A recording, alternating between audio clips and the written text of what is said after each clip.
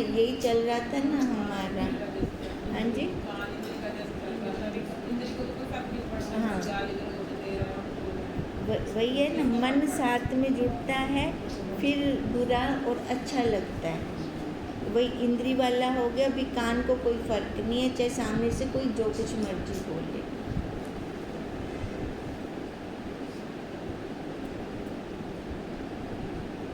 हम लोगों का विषय आत्मा होवे, सो शब्द आदि विषय रूप आत्मा है नहीं। अब ये इंद्री बोल रही है, कान इंद्री बोल रही है। इससे हमारी विषय भी आत्मा नहीं है, क्योंकि वो वहाँ तक पहुँच ही नहीं सकते। हम लोग तो शब्द आदि विषय को विषय करके ही चरितार्थ करते हैं। उससे आगे हम अंध हैं। विधि पक्ष देखते हैं तो चक्षु आदि इंद्रियों का विषय सुवर्ण, चीनी, मृत्तिका, तंतु, स्वप्न, दृष्टा, जल, पंचभूत आदि ही हैं। अब क्या कह रहे हैं? विधि पक्ष से देखते हैं तो अब विधि पक्ष से क्या होता है कि सारा वही परमात्मा है, वही ब्रह्म है।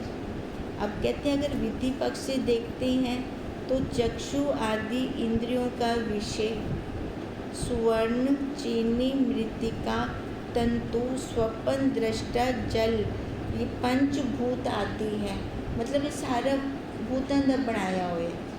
अगर हम विधि पक्ष से देखते हैं भूतों का बना हुआ है तो मतलब वो सारा उस परमात्मा के अंदर ही आता है। उस परमात्मा ने ही बनाया ये सारा।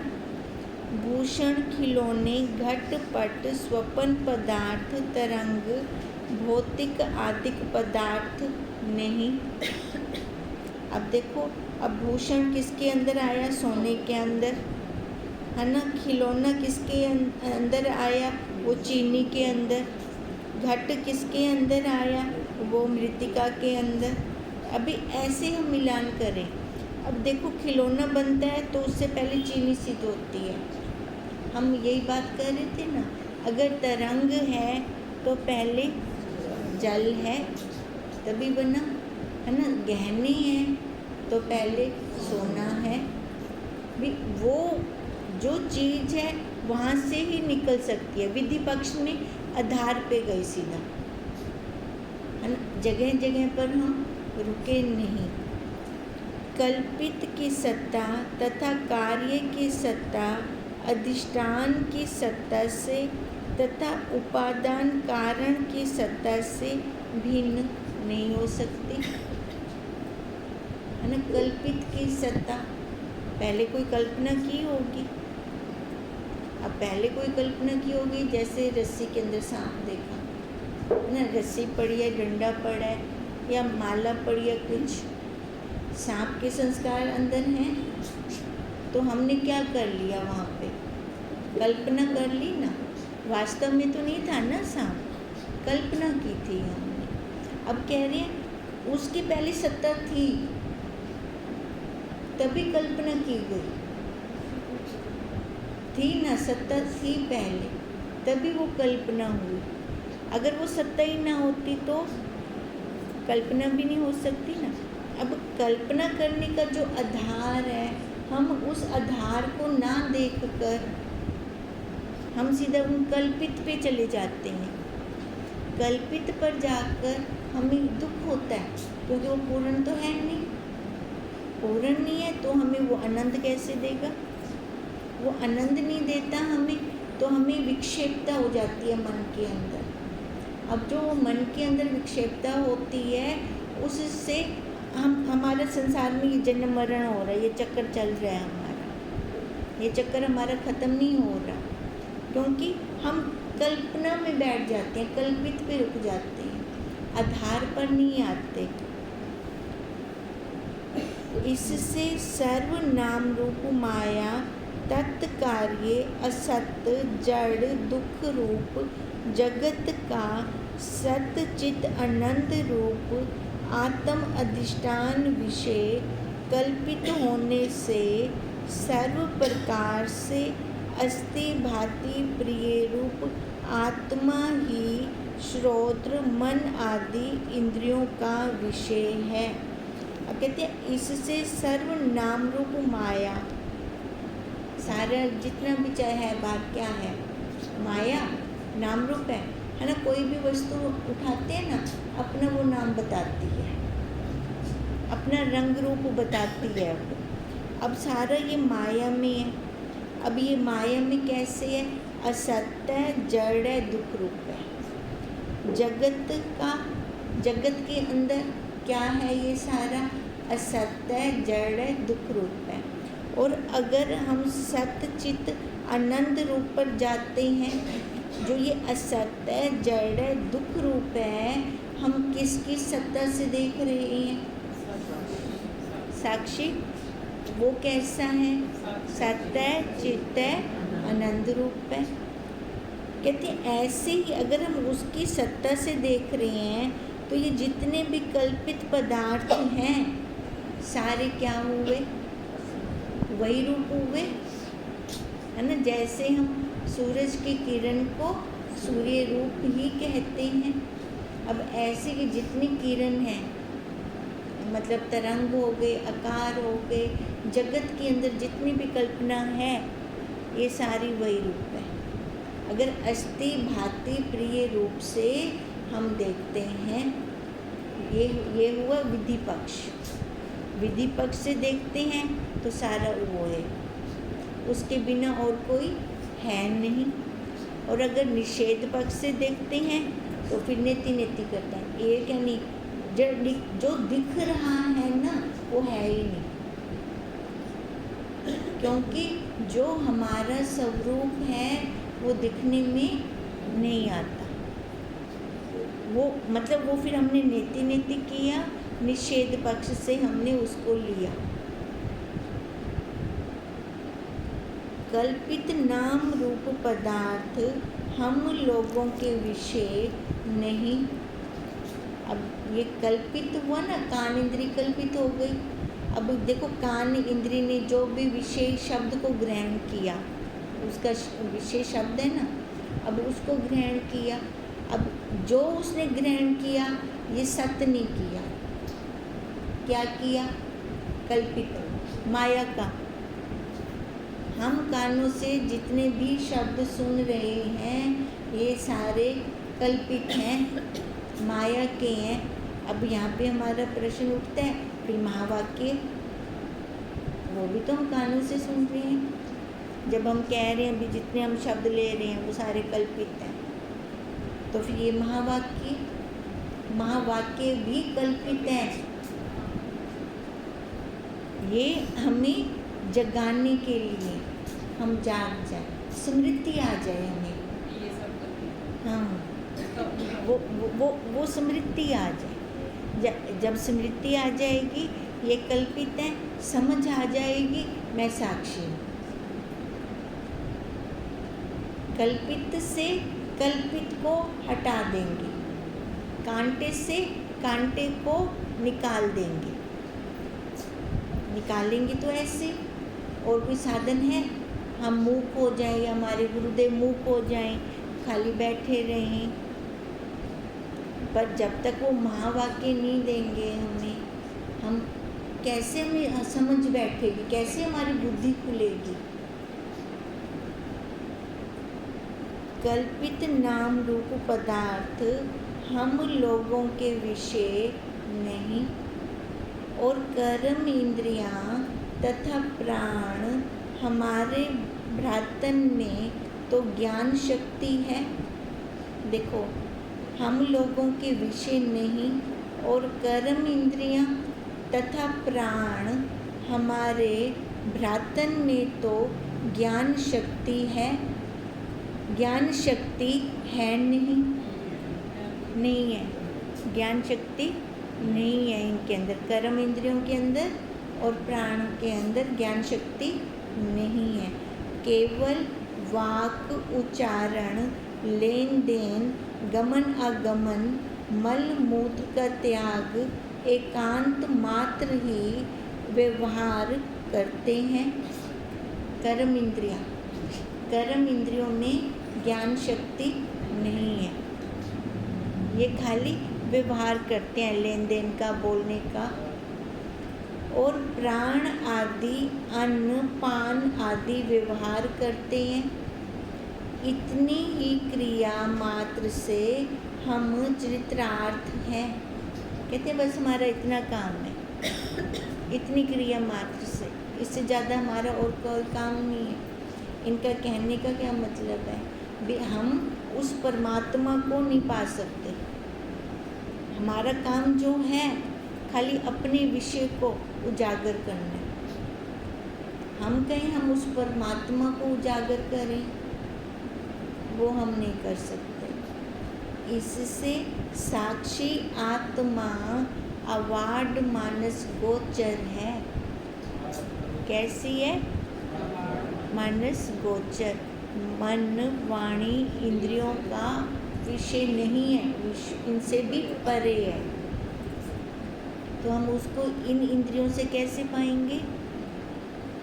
हम जो पाने की कोशिश करते हैं, हमें बस समझ आ जाए। समझ आने के बाद हम ये सारा छोड़ देंगे। फिर इतने में भैरव आकर बोले, हे अभिदायक सभा, जिसके भय से इंद्र, सूर्य, चंद्रमा, अग्नि, वायु, यम आदि चलते हैं, नाम आप अपने व्यवहार में नियम पूर्वक प्रवृत्ति निवृत्ति करते हैं।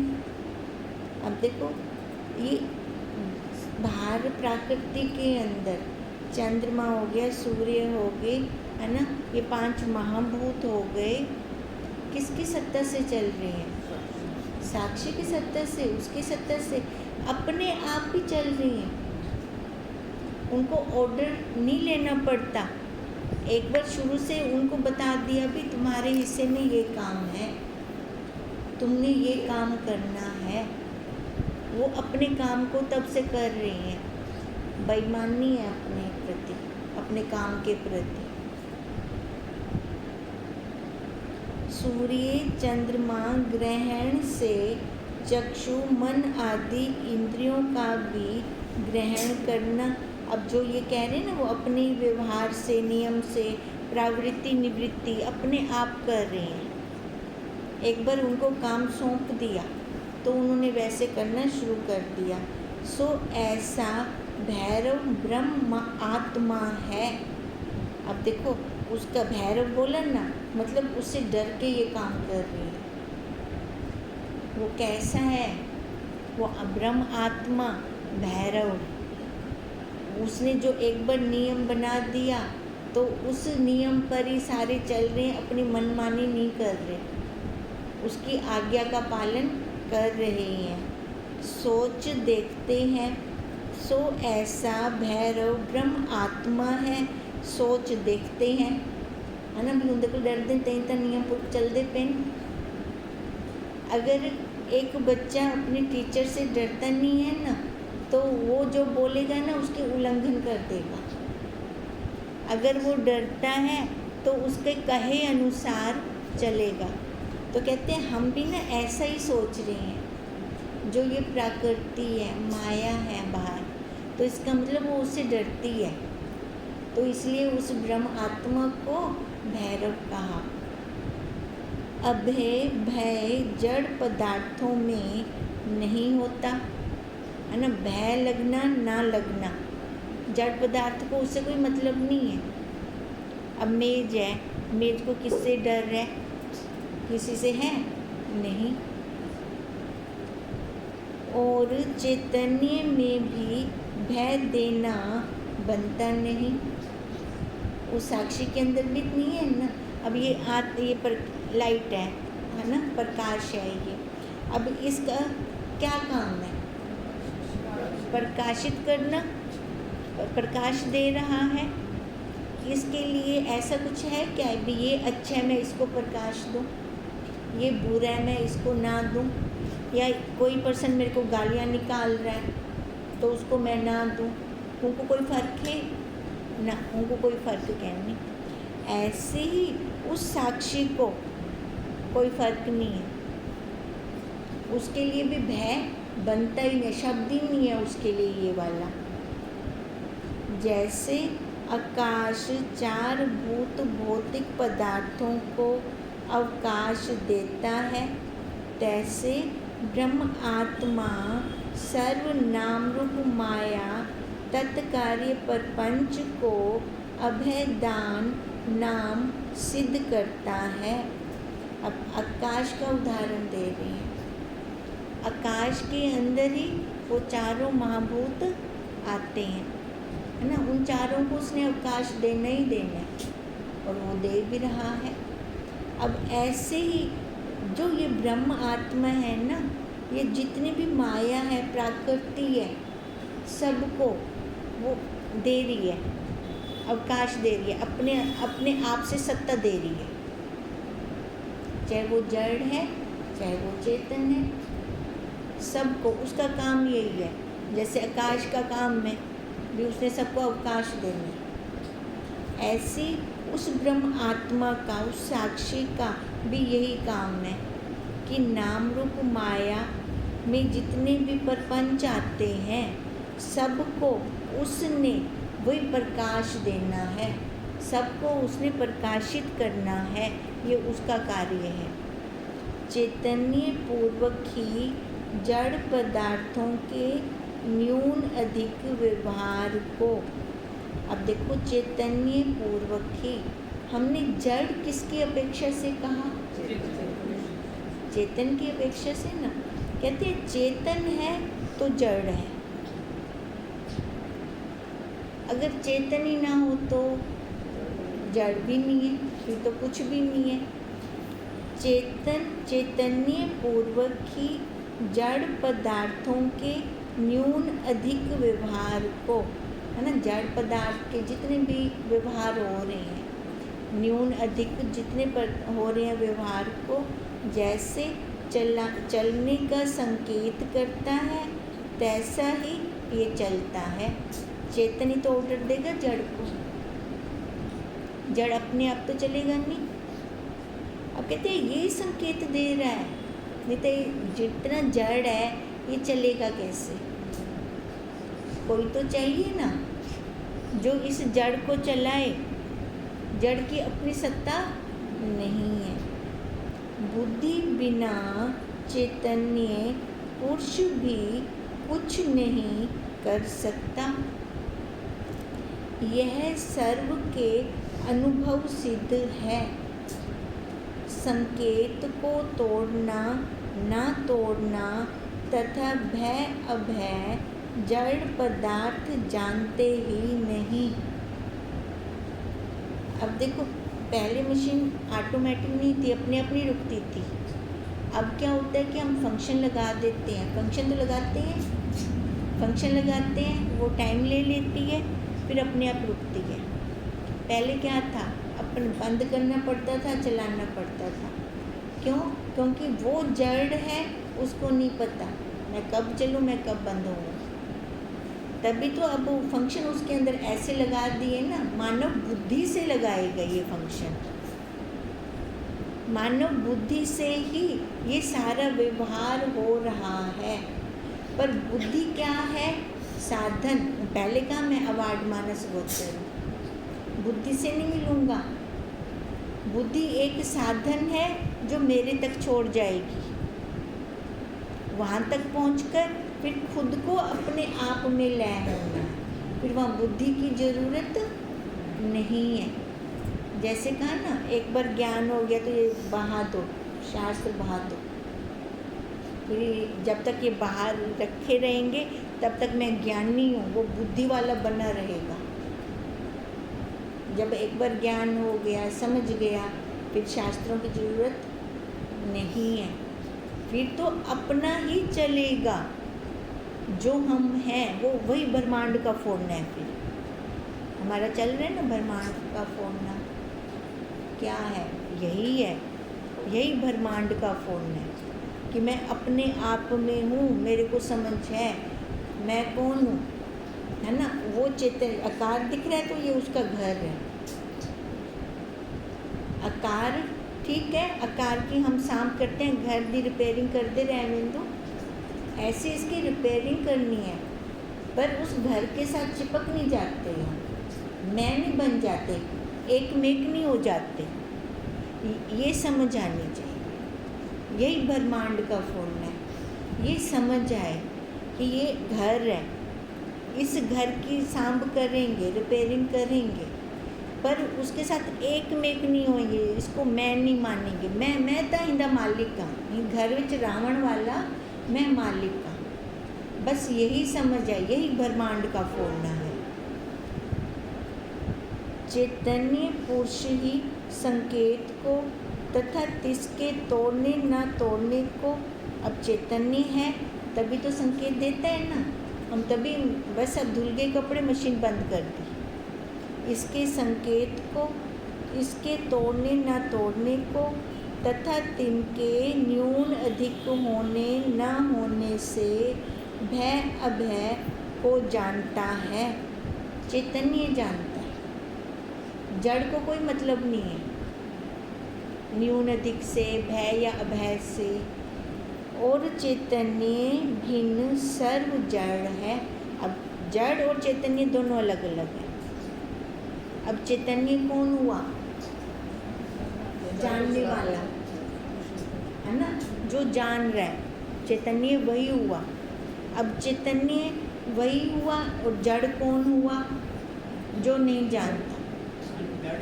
जड़ वही है जो नहीं जानता, उसको कोई मतलब नहीं है।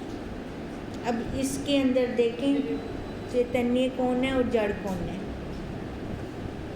है ना, हमारे संकेत से ये चल रही है। इसको कुछ नहीं पता, मैंने उठ के अब यहाँ जाना है, उठ के ये करना है, ये करना है, इसको कुछ नहीं पता। तो हम जो सारा दिन मैं करते हैं, वो मैं कौन सी है?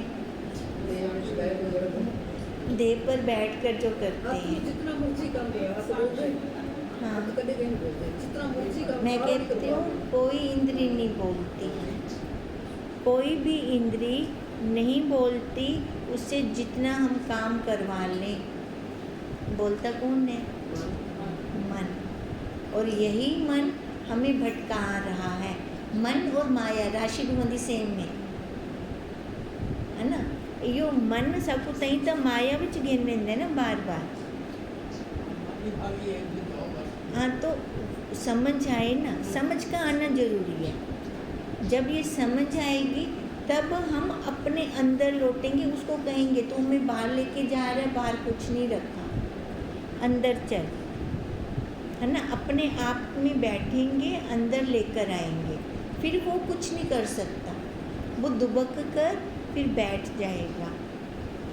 अनादि पक्ष में तो जगत कर्ता ईश्वर है ही नहीं। अनादि पक्ष में है ना, जगत कर्ता ईश्वर है नहीं। तिसमें तो ईश्वर के भय से सूर्य आदि चलते हैं, यह बात बनती ही नहीं। अनादि पक्ष मतलब पहले, शुरू में, शुरू में ईश्वर है क्या? ईश्वर कहने कुछ कह नहीं, शुरू में कुछ भी नहीं था। जब कुछ नहीं था तो ईश्वर कहाँ था? ला वो भी कहना ला आपा एक ही में आँखों कि ईश्वर के भय से सूर्य आदि चलते हैं। जब था ही नहीं तो फिर उसका भय कहाँ हुआ?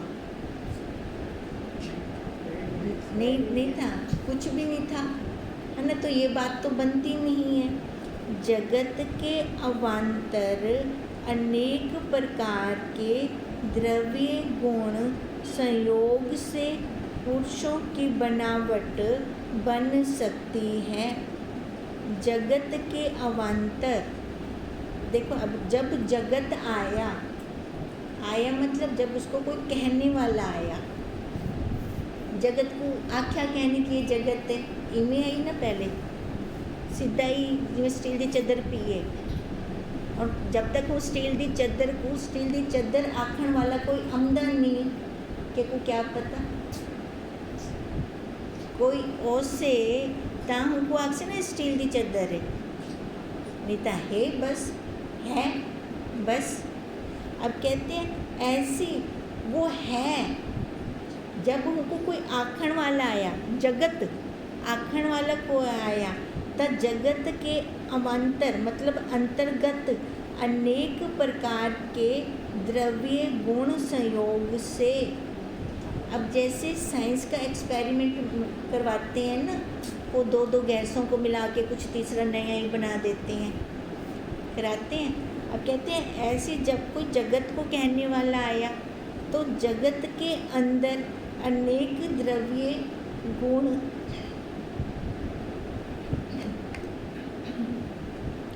गुण संयोग से पुरुषों की बनावट बनी।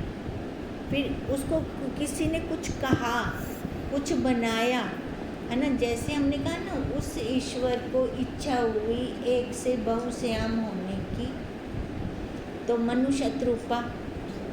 अब कैसे ये ईश्वर की बनावट है, वो कैसे कैसे क्या बना दे, वो अपन जिमें स्वप्न में क्या तो क्या बना देंगे।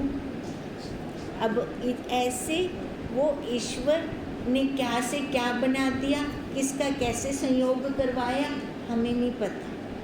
पर जगत को कोई कहने वाला आ गया, ठीक है। जैसे वो स्टील की चद्दर को कोई कहने वाला आ गया। अब ऐसे उस जगत को कोई कहने वाला आ गया तो बनावट बननी शुरू हो गई। शादी पक्ष में ही उत्पत्ति बनेगी।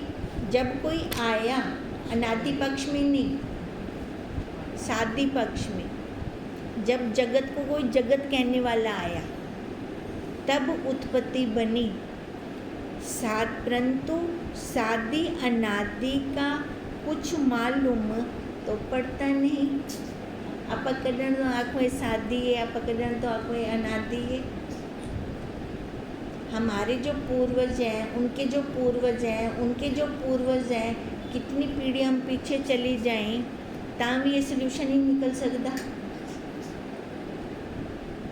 अब फिर जब जिस चीज़ का कुछ सोल्यूशन ही नहीं निकल सकता, कहने का मतलब है कपड़े पे दाग लग गया, मेरे को पता ही नहीं है कब लगा, किसने लगाया, कौन सा टाइम था वो, है ना। अब मैं वहाँ मत्था क्यों मारने जाऊँ?